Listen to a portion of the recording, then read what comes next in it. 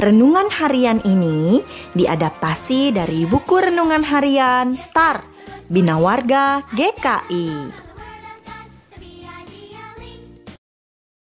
Halo adik-adik, selama masa pandemi ini banyak orang yang tidak bekerja dan banyak juga yang tidak mendapat upah seperti yang mereka dapatkan biasanya.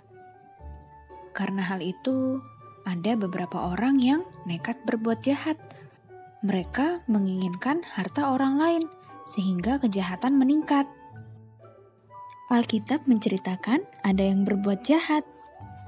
Kalian ingatkan kisah Kain dan Habel? Yuk kita lihat kisahnya dari Kejadian 4 pasal 3-7. Setelah beberapa waktu lamanya, maka Kain mempersembahkan sebagian dari hasil tanah itu kepada Tuhan sebagai korban persembahan. Habel juga mempersembahkan korban persembahan dari anak sulung kambing dombanya, yakni lemak-lemaknya. Maka Tuhan mengindahkan Habel dan korban persembahannya itu.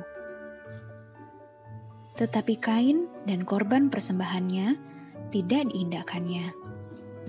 Lalu hati Kain menjadi sangat panas dan mukanya muram. Firman Tuhan kepada Kain, "Mengapa hatimu panas dan mukamu muram? Apakah mukamu tidak akan berseri jika engkau berbuat baik? Tetapi jika engkau tidak berbuat baik, dosa sudah mengintip di depan pintu. Ia sangat menggoda engkau, tetapi engkau harus berkuasa atasnya."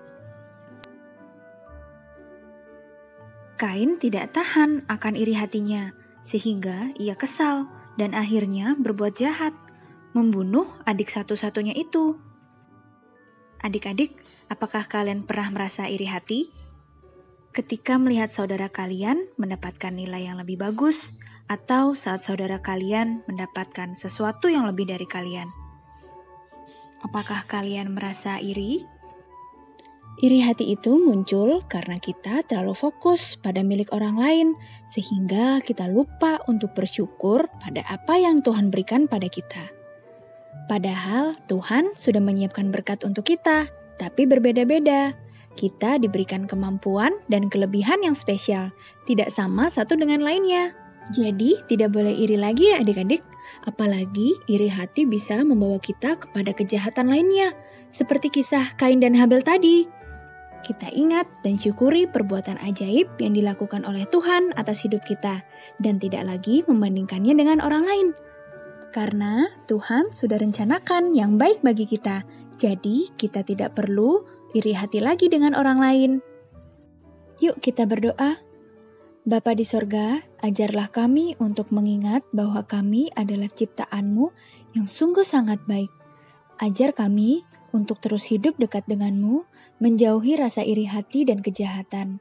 Dalam nama Tuhan Yesus, amin.